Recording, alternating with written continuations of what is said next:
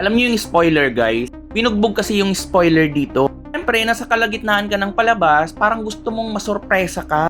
Abang-abangan mo eh. Tapos bigla kang makakarinig ng mga tao, ay, ang nangyari yan, namatay yan. Siyempre, nawala na yung excitement.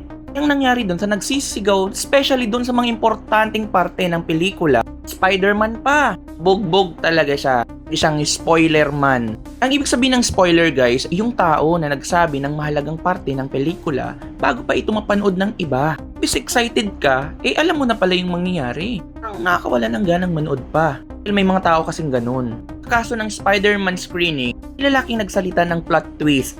Ending habang palabas pa ang sine. Kaya naiinis at nagalit ang ibang manonood. Binugbog ang isang lalaking ng spoil sa gitna ng panonood sa pelikulang Spider-Man Brand New Day. Diba? Importanteng bagay. Viral na po ang video na yan sa loob ng isang sinehan na irita raw kasi ang apat na magkakaibigan sa katabi nilang lalaki na mayak-maya ang pagsigaw at pakikwento sa kanyang kasama tungkol sa mga mangyayari sa pelikula. Hindi malinaw kung pinalabas sila ng sinehan dahil sa insidente.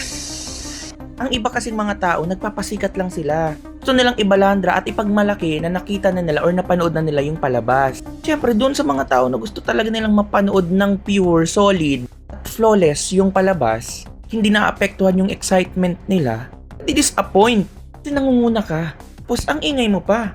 Pilipinas at iba pang bansa, malaking issue ang spoiling. Lalo na sa mga blockbuster films tulad ng Spider-Man. Ang thrill ng panonood ay nakasalalay sa hindi mo pa alam ang mangyayari. Kaya kapag may nagsabi ng ending o twist, parang ninakawan ka ng excitement.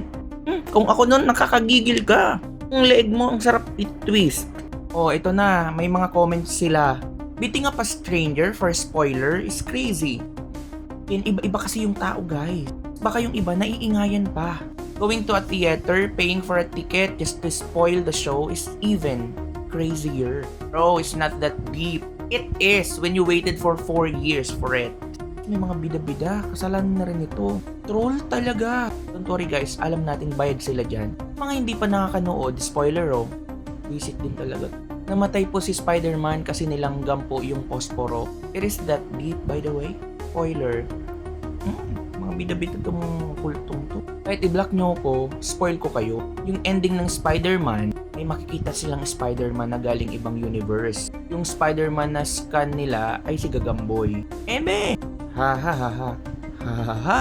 At ba kasi ng spoil? Totoo bang lumabas? Troll na naman, di ba? Why nang troll talaga? Ito pa yung spoiler. Tapos ang iba naman na nakapanood, mali-mali Spider-Man died by the way. Diba? No spoiler please, manonood pa ako sa August 9. Gagamboy naman to. Eto pa, spoil, namatay si Spider-Man na ipit sa posporo. Yung mga comment doon, di ka naman yata, corny mo pre. Yung humor ng mga squatter at walang pinag-aralan, patay na yung tao, matuto kayong rumespeto. Diba? Kahit dito pinapasok nyo. Anytime na may trending, ipapasok nyo yung kay Rene. Mapapanood naman ng ibang content creator, akala nila normal na tao, pero hindi nila alam, troll account pala. O sila naman, mga uto-uto. Sorry napasok ko lang dito. Tingnan mo mga comment. Anyway, yun lamang po. Yung management din ng mga sinihan. Announce na kayo na walang mag-spoil dito. Pag narinig kayong mag-ingay, nag-spoil ng plot twist, lang refund sa ticket. Out kayo habang ang neck naka-twist.